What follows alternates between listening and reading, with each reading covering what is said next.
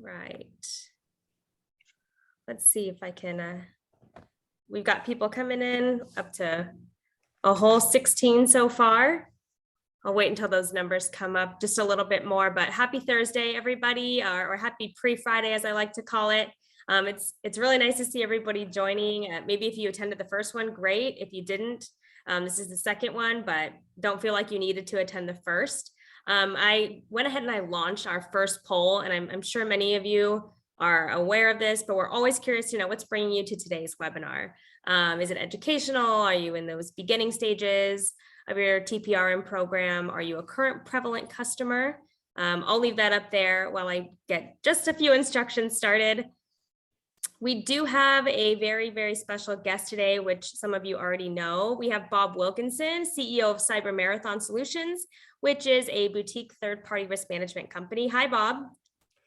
Hi, Melissa. How are you? So good. We also do have Scott Lang here, which is our very own VP of Product Marketing at Prevalent, as well as myself. My name is Melissa, as you can see on the screen, and I work in business development here, and I'm usually the one who follows up with you right after this webinar. If it's not me, you'll hear from Amanda, Landon, or Noel, so be on the lookout for them. Today, we're going to go ahead and talk about the hot topic entitled Sustainable Third-Party Risk Management, which is part 2, aligning your maturity model, business goals, and operational resilience. And we want it to be efficient, so please feel free to use the Q&A for those burning questions. They will get lost in the chat, so if you really want it answered, make sure you use that Q&A. This is also being recorded, so you're going to see this later in your inbox today or tomorrow, depending on your time zone.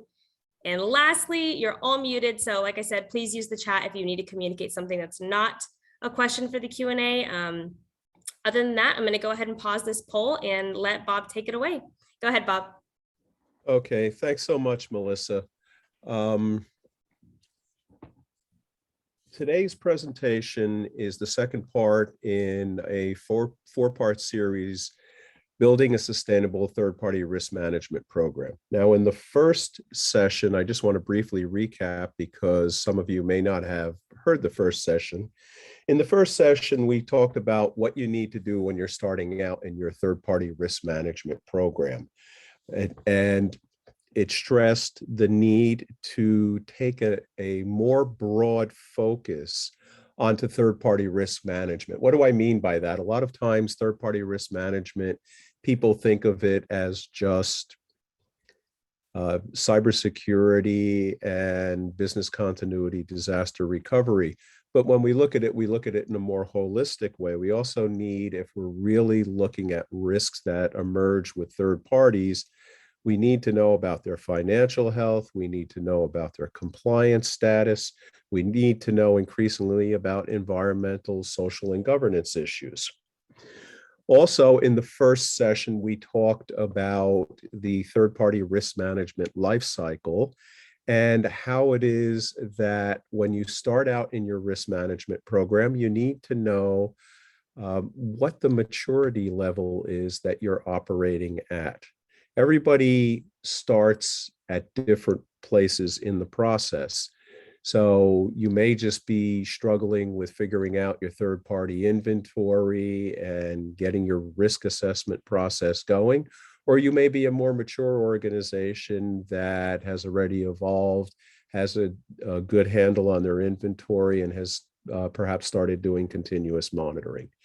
So we talked about those topics in the first session, and now we're going to build on that further. We're going to get more into aligning with the business, understanding more details about the inventory and how to build the inventory, onboarding, and how onboarding third parties can be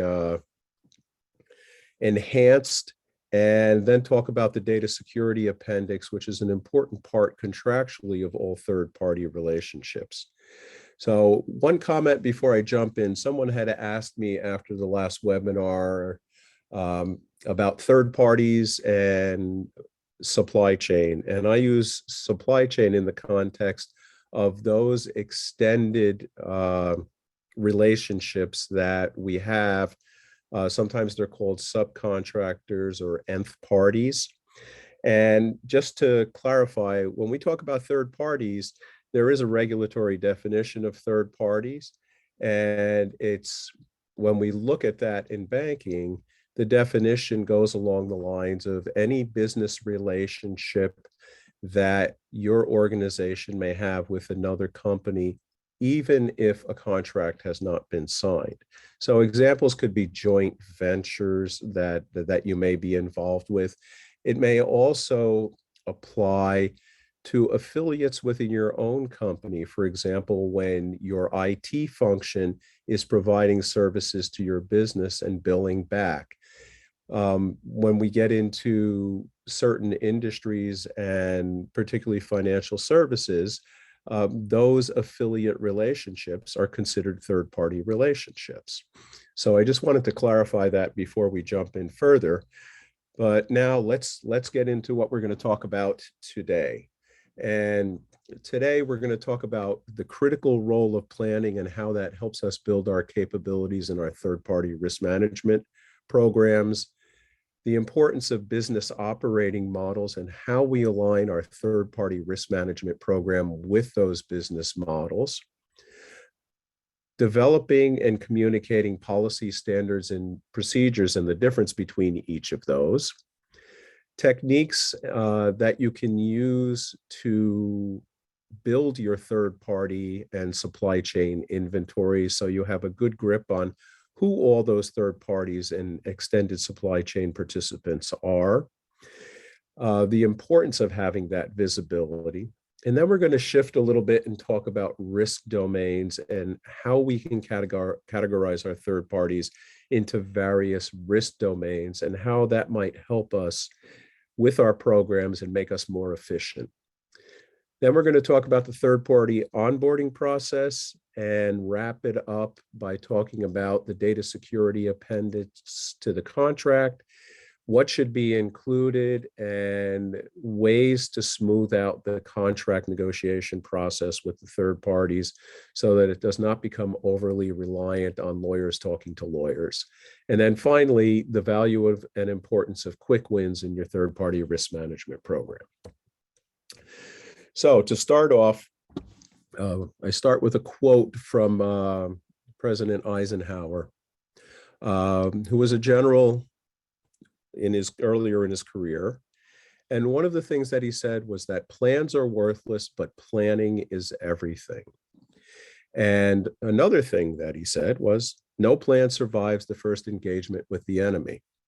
So what does this mean for your third-party risk management program?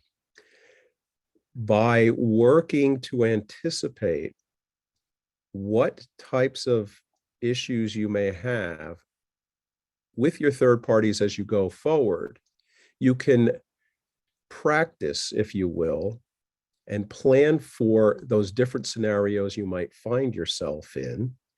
And then you can also leverage techniques such as tabletop exercises for what happens when you have a ransomware attack.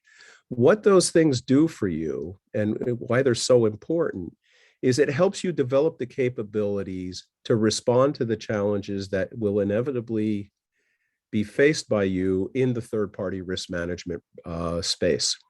So planning helps you build your capabilities so that you can respond to events when you need to. Now, we've all heard the term black swans, those events that come along once in a very long time and which have a remote possibility of happening. Well, given what we've seen even so far this year, I'd like to say that black swans are dead. Long live black swans, because it seems like they're happening on a regular basis. Whether it's solar winds, whether it's the Ukraine war, whether it's Log4j, we're just seeing more and more events that people might call black swans in the past, but which are part of our everyday experience now. Hi, Melissa, what's up? Hi, we do have a question, anonymous, so I'll keep it that way. But here's the question. Someone asked, I often struggle with the how on assessing very large vendors, for example, AWS. not likely we'd ever leave these very, very large vendors, right? So is there guidance for some sort of tiered assessment model based on type or reputation of vendor? Okay, I'm going to talk a little bit more in a few slides, I think, today about periodic assessment. But let me try to answer the question. Okay. It's always a challenge when you have a relationship with some of the large third parties in the space, such as the Amazon, such as the Microsofts, and there are times where they may respond to you, well, this is the way it is, and deal with it. And that brings up some interesting options for you. Generally, they're not that blunt and they try to make things work because they do want your business. But what they will do is they'll provide you with various reports, such as a SOC 2 data center assessment and other relevant documentation that you can review. Now, when you deal with them, you obviously have to decide whether the information that they're providing to you is sufficient to meet your needs or whether you may be taking undue risk. So thinking about the third party and how to handle those situations, one of the things that I always recommend you do when you start engaging with a third party is upfront, before you've gone through the whole procurement process and signed a contract, ask them upfront before you do any assessment activity at all. Ask them if they have a third party risk assessment independently done within the last 12 months that they can share with you. Because if they have an independent risk assessment that's been performed and is current, just ask them to give it to you, and then you could use that as your starting point. And regardless of size or any other consideration, I think it's always very useful to start with that right away. So that's one aspect of it. And large organizations will typically have some form of independent risk assessment that's done. It may be a SOC 2 data center assessment. It may be an assessment that was done by some of the assessment companies that now operate in this space, such as CyberGRX or TrueSight or other companies, templates, for example, the shared assessment SIG, which they can provide to you, which saves you a lot of work right up front. The second thing that I do is when engaging with those companies, I'd make sure that I understand whether my company has any relationships with companies who also provide the same type of service to me. So if AWS pushes back, well, do you already have an existing relationship with Google or Azure? Maybe you could leverage that relationship, and maybe you don't need to add a new third party. And I'm going to talk more about that when we get to the topic of risk domains in a little bit. So I'm going to hold off on that piece for now, but I think there are several options. Ask them for that independent risk assessment as your starting point and do that. See if there are also independent risk assessments that have been done by the likes of TrueSight, CyberGRX, Prevalent, other companies that exist that may have a repository of those that data, which they can then leverage. So those are options, and that will help you with dealing with that unusual situation, which does come up from time to time. Perfect. Thanks, Bob. Okay. So getting back to what we were talking about, the point of planning is that it helps you build operational resilience. And what we're experiencing more and more is service interruptions for a host of reasons. By planning, you improve your operational resilience. You provide yourself with the ability to respond to unplanned events and restore service in a much quicker fashion than you might otherwise. So now I'd like to shift a little bit and talk about business operating models, and their relationship to third-party risk management programs. So companies use different business models. They may be very centralized in nature, where there's a single set of policies and standards. All the operating divisions of the company follow them. They're very clear cut what the requirements for the various topics, the policy standards, et cetera, that an organization needs to follow, and how that gets reported and managed. Other companies, which is also very common, use what I call a federated operating model. And in a federated operating model, while there may be a central set of policies, it's up to the individual lines of business to decide how to implement and follow and report back on those policies. So when you move from a centralized model to a federated model, it gets a little bit more complex in how you manage your third-party risk management program. Because now, instead of having all of your lines of business follow one set of policies and standards and how they execute that program and how they report back on that, you now have several different entities within your organization which may be following different processes for how they do these things. So it adds a level of complexity. It makes reporting and the need to consolidate reporting a little bit more of a challenge. And then finally, some organizations operate in a decentralized operating model. And when you get into those types of models, what you find is that anybody literally in the company can form a relationship with a third party and begin to execute whatever it is that their business goal is in order to be successful.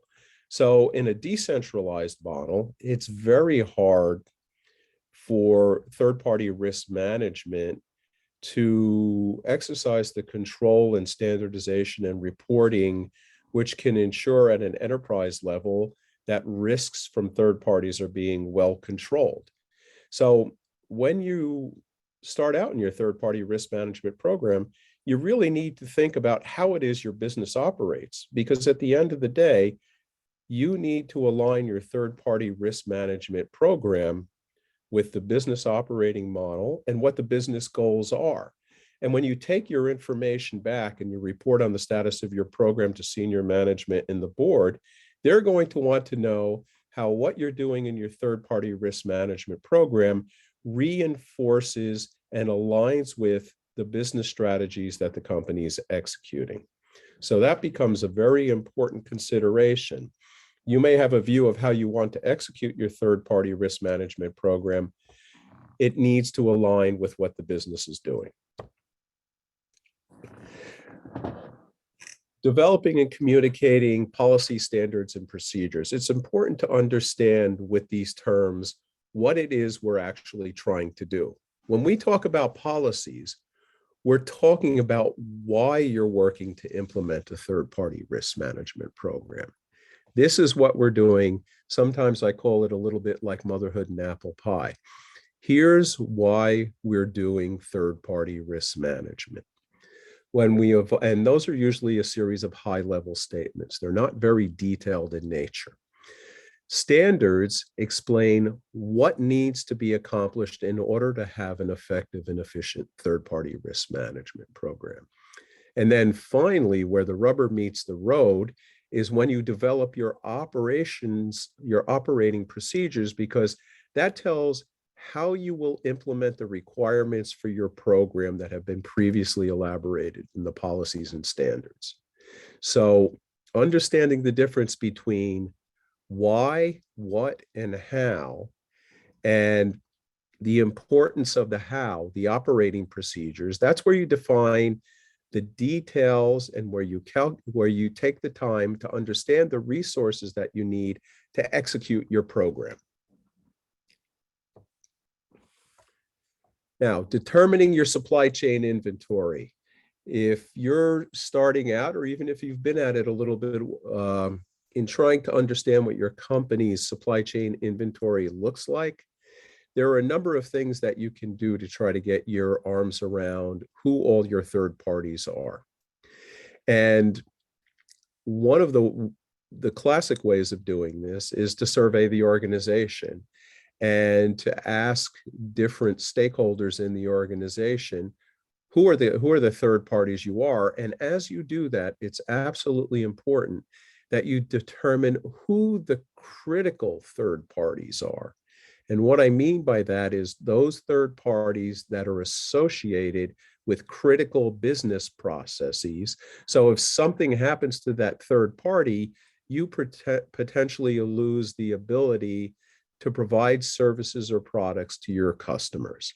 So as you go about capturing that inventory and you reach out to the various lines of business within your company, it's only as good as the information that people report back to you in terms of getting a full inventory.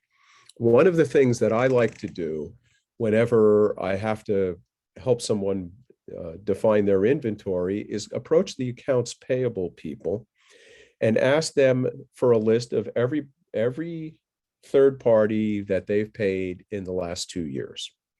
Because when you get the list of who's been paid, then you probably have the list of who the third parties are. Now, even doing that, it is still useful to understand and to talk with your procurement people and your accounts payable people to understand if any third parties have been given an exemption to complying with the various procurement, accounts payable, and third-party risk management policies and standards.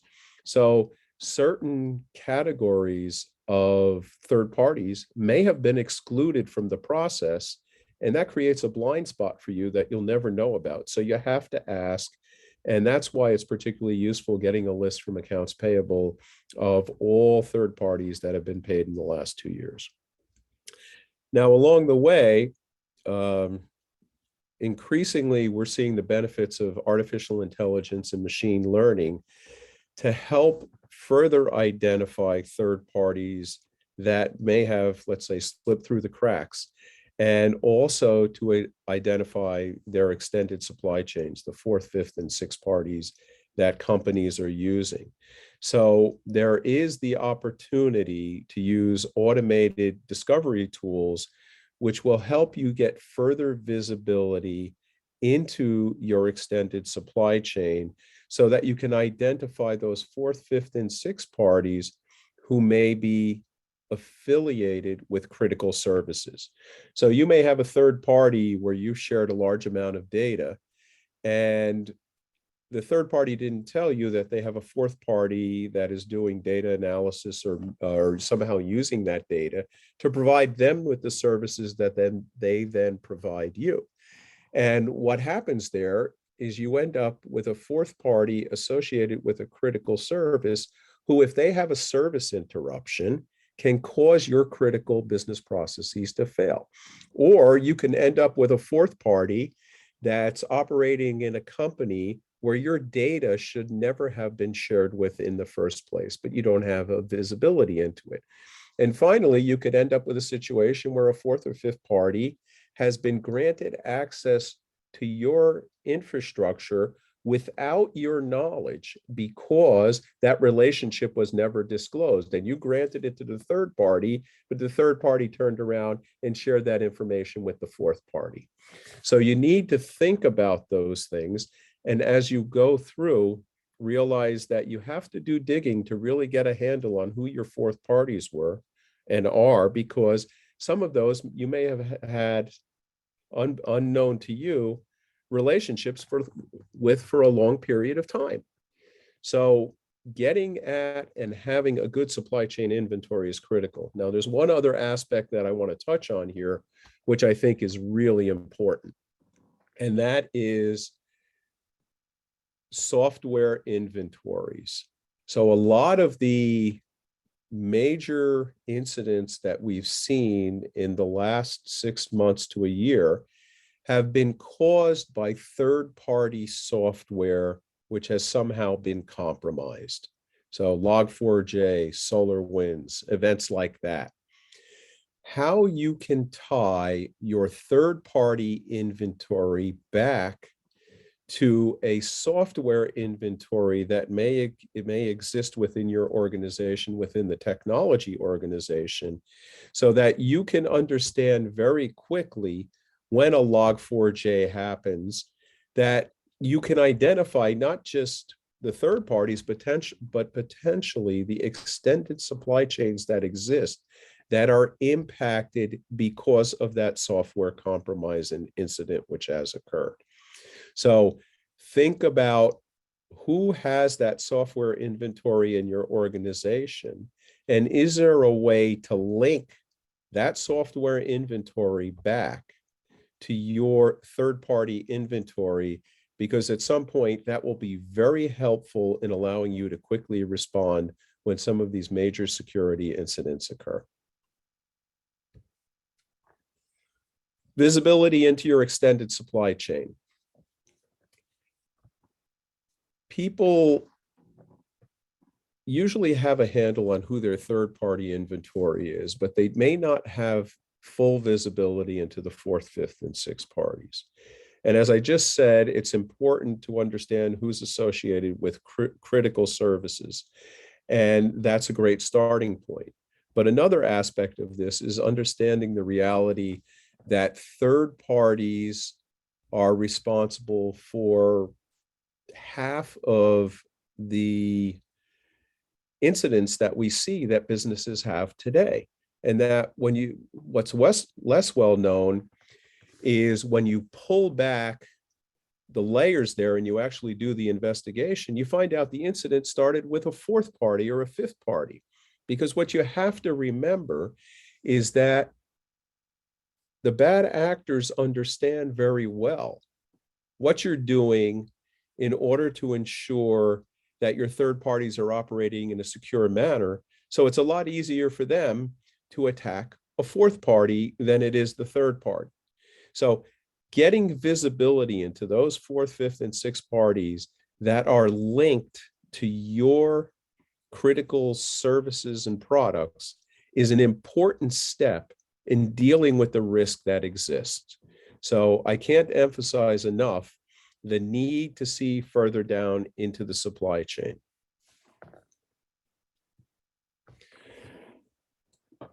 Shifting gears a little bit, talking about risk domain categorization and why categorizing your third parties into risk domains can be so useful as you manage third-party risk.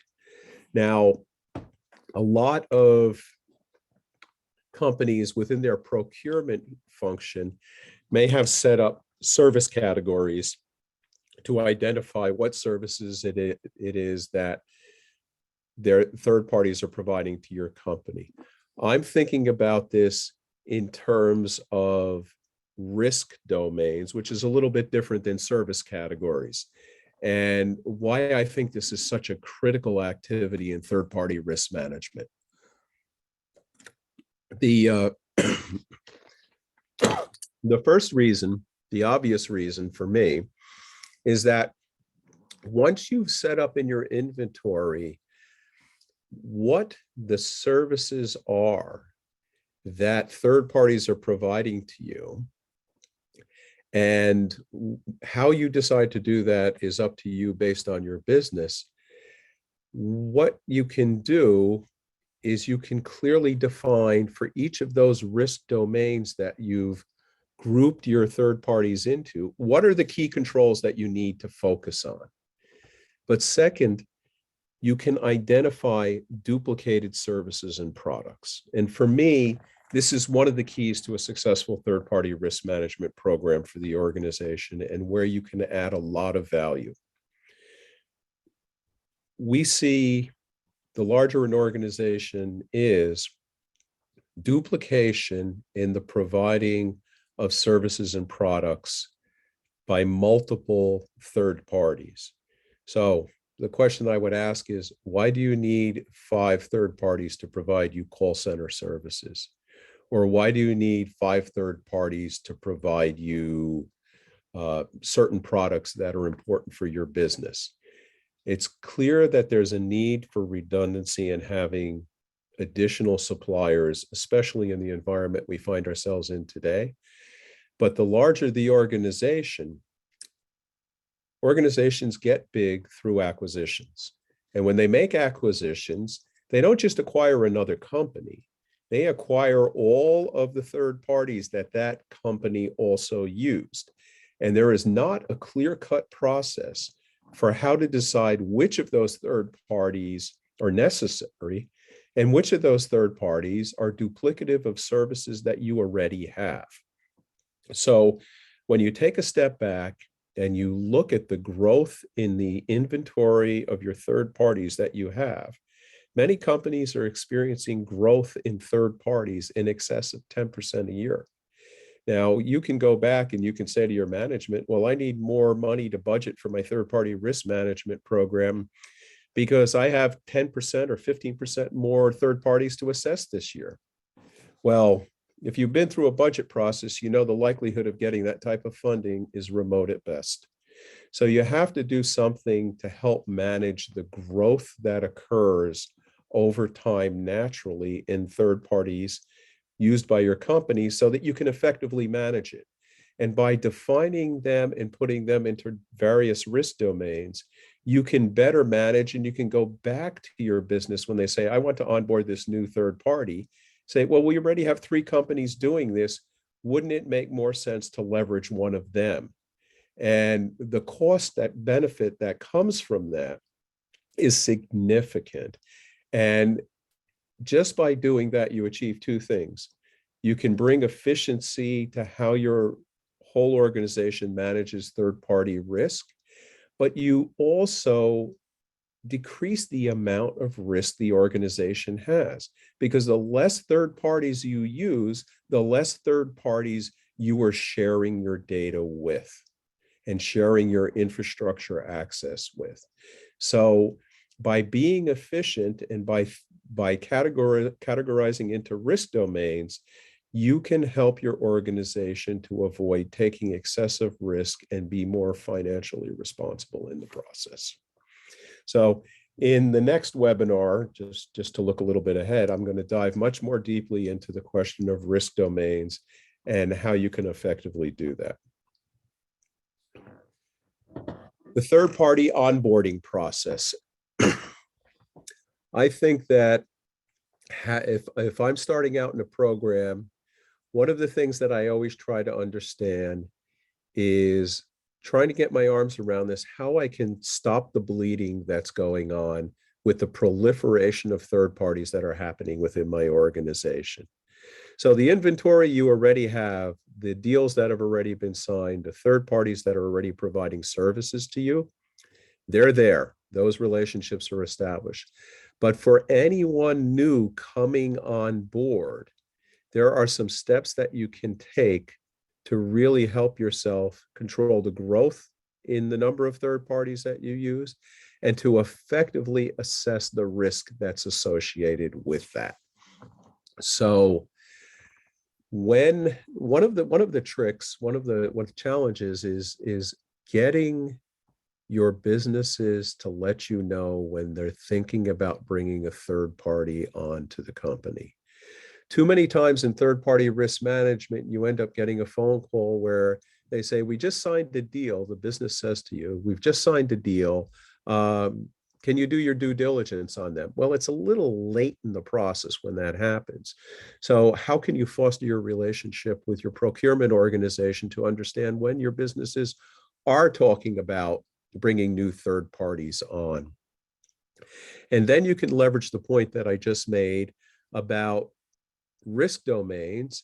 And if you have 2 call centers already and the business is looking to hire a 3rd call center, you can turn around and say to them, we already have 2 of those. Why do we need another one? We'll get better pricing and a more strategic relationship if we use what we already have. And oh, by the way, we don't need to do all that due diligence. So by having a well-established third-party onboarding process, you can perhaps mitigate the growth in third parties. But if a business wants to bring on a new third party, then the first step that you should always do, and I mentioned this earlier, is ask that third party as part of the due diligence to provide you with an independent risk assessment that's been done in the last 12 months so that you can review it to make a decision on whether you even need to do a risk assessment. You can just triage the assessment that's already been done based on the functionality that your business wants to use this third party for, to help you respond more quickly, manage it more efficiently, and not be behind the curve where the business says, well, I want to bring this vendor on, but third-party risk hasn't done their assessment yet. So remember, the starting point for new third parties is always ask them if they have a risk assessment that's already been done, because more and more we're seeing that become the industry standard, especially with large organizations, because many of the companies that want to use those large third parties are getting this exact same request. So they do the assessment once and they share it with you. Make sure you asked for it.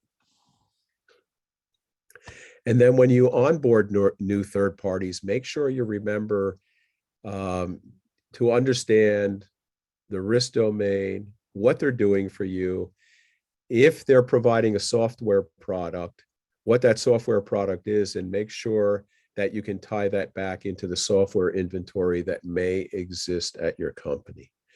So when you look at the process overall, you want to make sure that you're classifying them into risk domains, seeing if there's a risk assessment that's already been done, and triaging that to see whether you need to do a full risk assessment or not.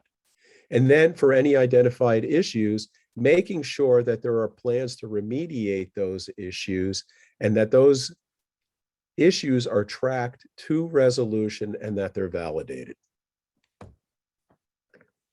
The data security appendix.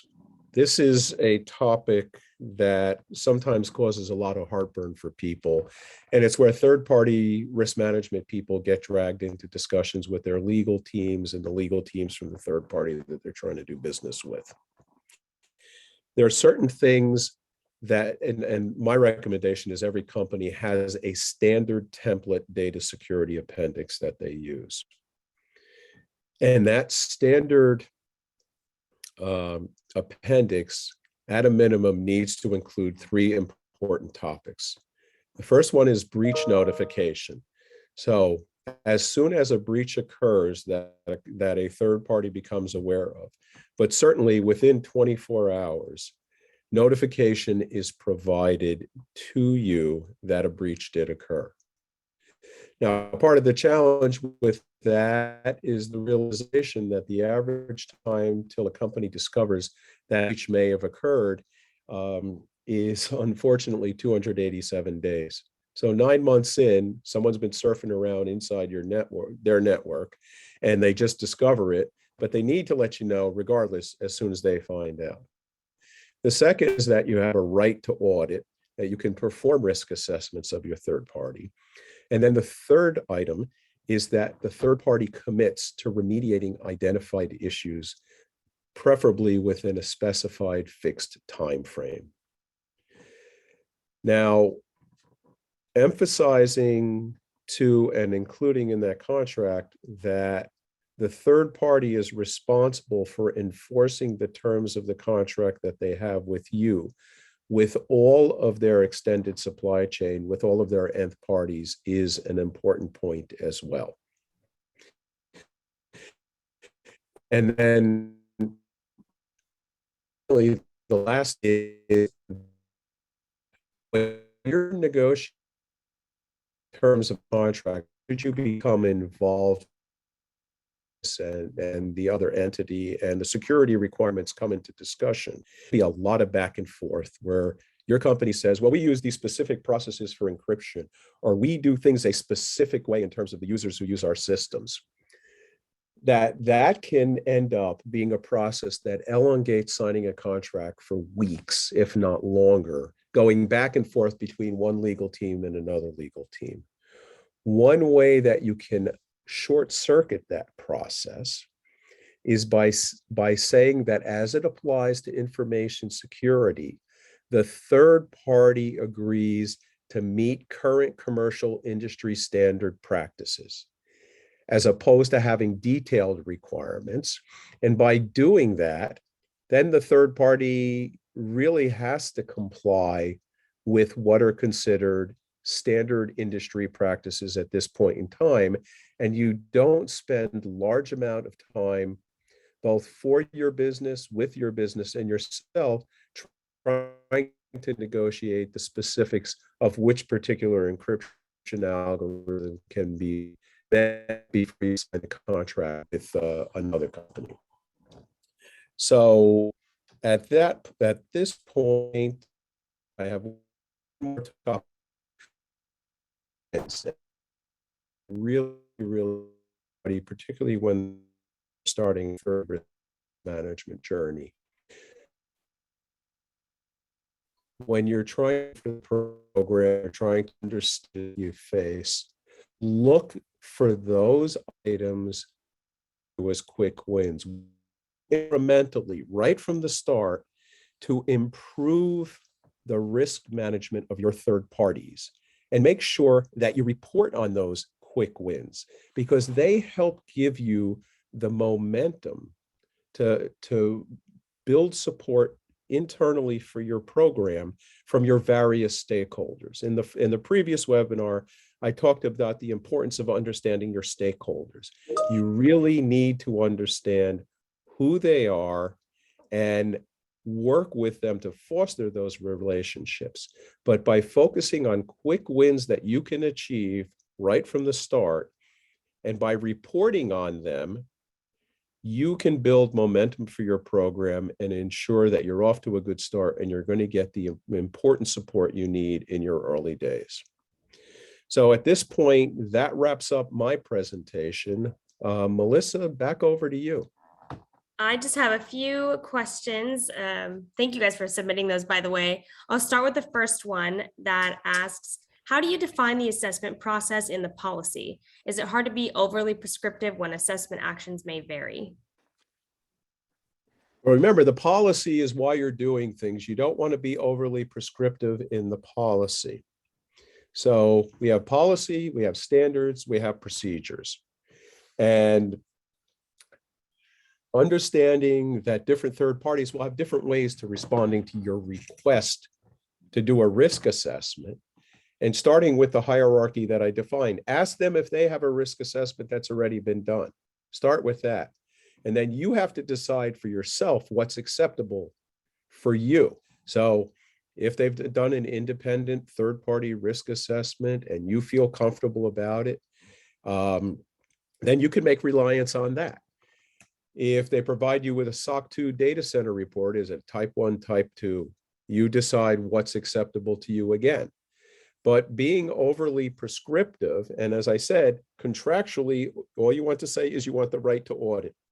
So whatever, if you decide you need to do a risk assessment, whatever that standard template is that you use to do the risk assessment, then you use that, you submit it to the third party and you ask them to respond. Perfect. Thank you. And then I have just a few more. Let's see if we can get through a couple of these. Where do I find a listing of standard industry practices to ensure we're following all of them? They said it maybe seems open to interpretation, or is it by industry? It's not really open by industry. You know, when we talk about standard practices, you're using standard commercial practices. So you properly secure how you share data, how you grant access to your networks and systems.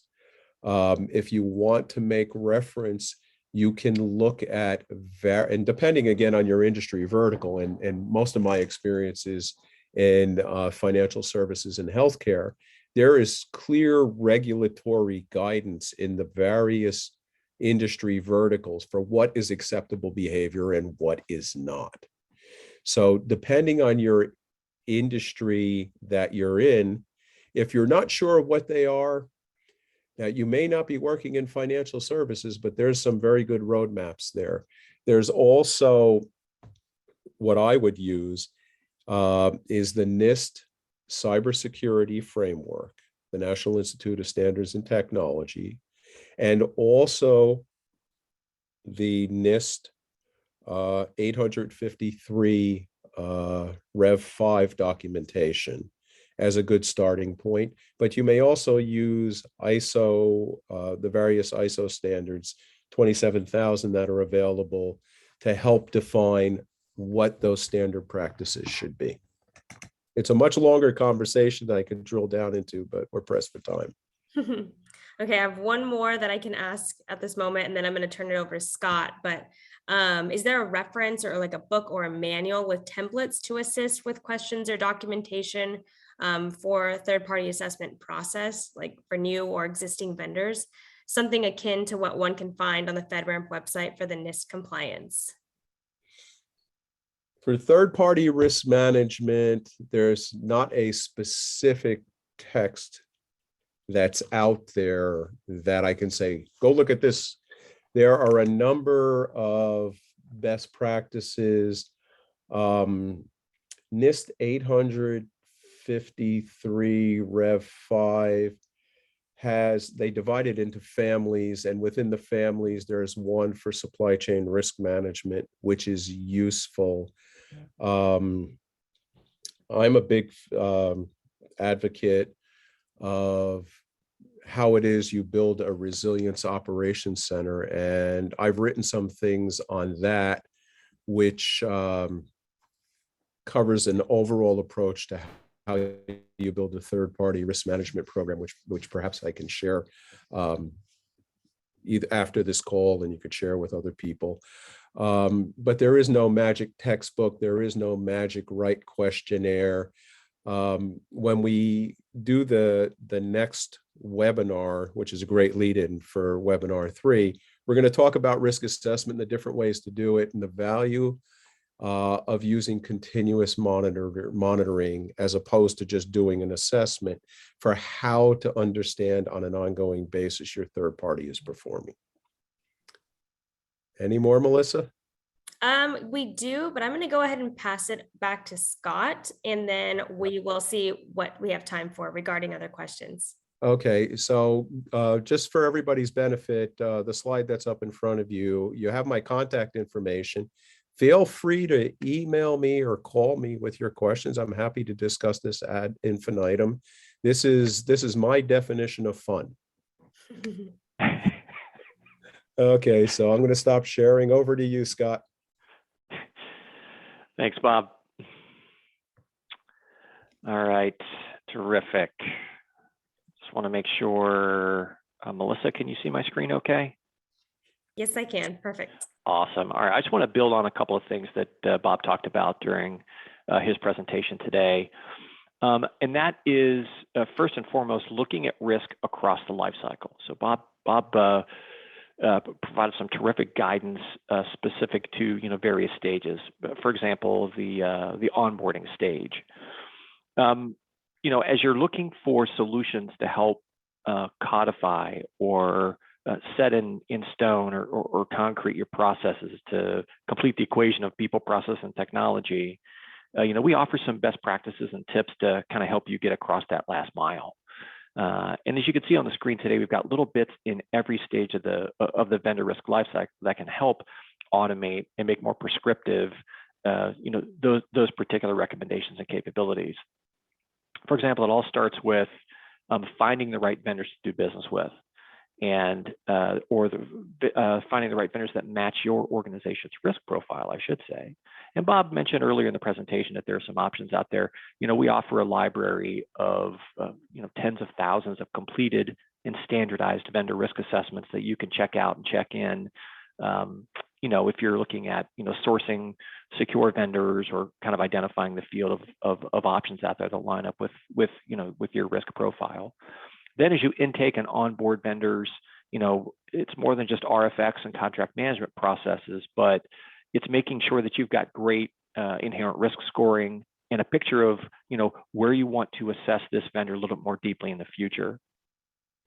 And then consistent assessment monitoring and remediation throughout that relationship, not just to make sure you've got your point in time assessments of their particular information security or data privacy risks and controls that are in place, but also what's happening in between those assessments to fill gaps and give you some understanding of potential cyber incidents or events or more that can impact a risk score over time. And also because we realize that risk is more than just about IT security or data privacy risks, although obviously those get most of the headlines.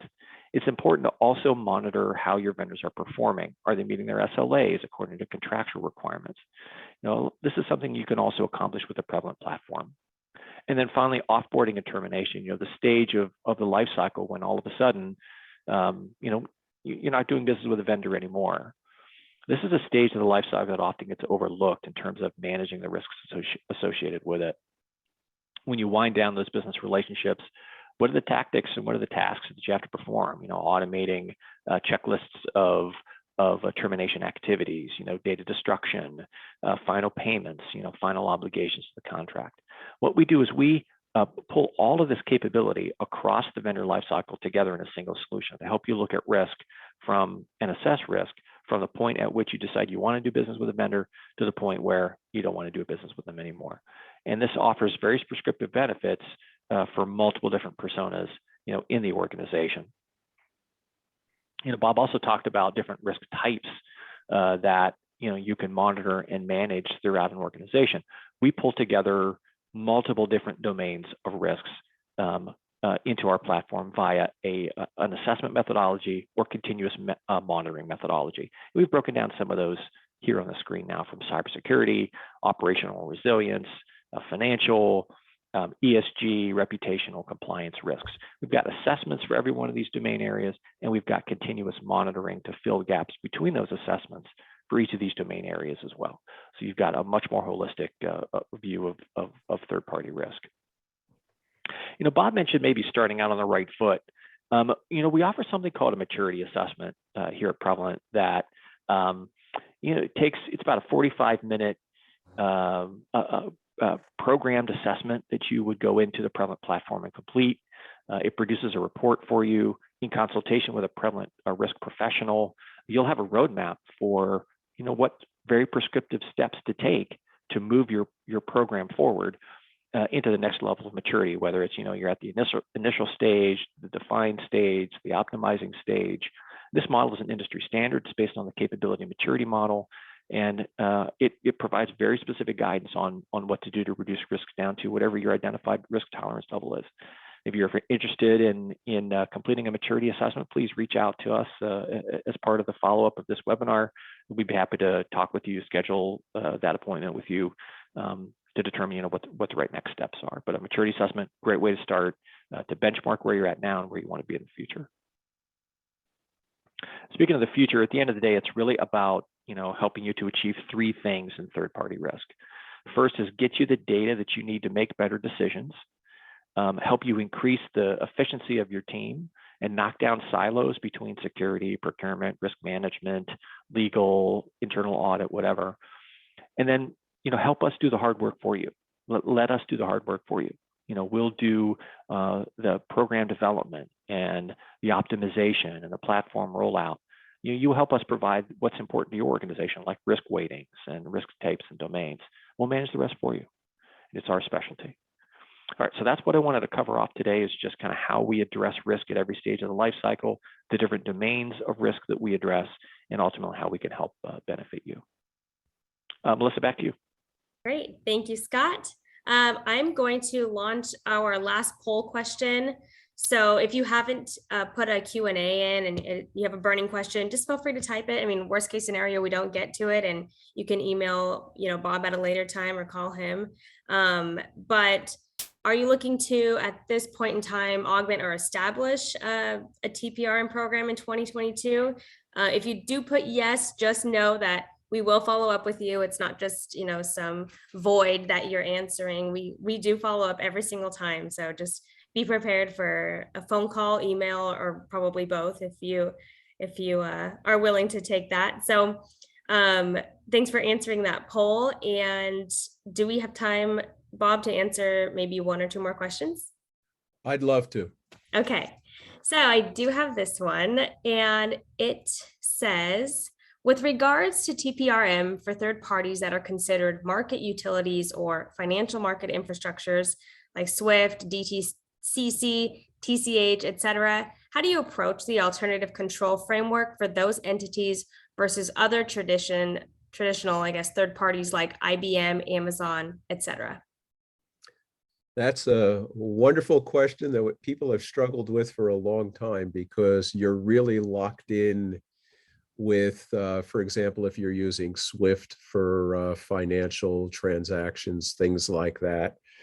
For example, I'm not sure right now, I'm sure that SWIFT provides information to all of their customers about how things work. And there are elaborate contracts that are signed. So there is some contractual liability that comes with it. But to some extent, you have less flexibility in how you manage those relationships. Now, the one thing I will say, and this sounds like it's almost a financial services question, is that key market service providers are examined by the US government regulators on a periodic basis, because the regulators consider those entities to be critical service providers and utilities for the marketplace. So it's useful to understand the US government regulators' processes and who's in scope for critical utilities and service providers that are pretty much used by all of the major players within an industry vertical. So I think that is one way to approach the problem, but it's a much more complex topic than I can go into here with all of the details. I'm happy to talk to whoever asked the question in more detail about that. But as I said, the US government regulators do perform exams and produce reports on critical market utility type companies. Great, thank you. And I think I'll try to squeeze this one in. A third party question mark. I think sometimes there's a failure to really define who the third party is. Can you clarify, please? Is third your direct supplier or someone who does business with your supplier? Because if it's the latter, your control is limited to your supplier. Can you explain or clarify, please? Sure. When we use it, okay. It's a great question because it's a history. When I started working in this space 20 years ago, everybody was a vendor. And then they were a supplier. And then they were a third party. And in my own mind, whether I'm right or not, I can link that back to the changes in time in financial services where there were major shifts in the landscape and things had blown up and everybody said, oops, now all the banks have all these problems with their vendors. We need to start calling them suppliers and make changes to our program. And then at another point in time, everybody ran into problems with supplier risk management. So they changed it to third-party risk management. But the answer is the third party is the supplier that for this conversation, they are the supplier that you directly contract with. And that any of the other suppliers that third party might use, those are the subcontractors, also called fourth, fifth, or sixth parties. And the contract that you have with the third party should encompass covering any of the requirements that you have for those fourth, fifth, and sixth parties, or the extended supply chain, as I sometimes call it. But third party is the one you have a direct contract with. Perfect. Well, I think we're pretty much out of time at this point. I hope you saw the benefits of planning an operationally resilient TPRM program. Thanks everybody for taking time out of your day, and hopefully we gave you a lot to think about, and we will be seeing you in your inboxes and at the third session, hopefully. Thanks everybody. Thanks, everyone. Bye-bye.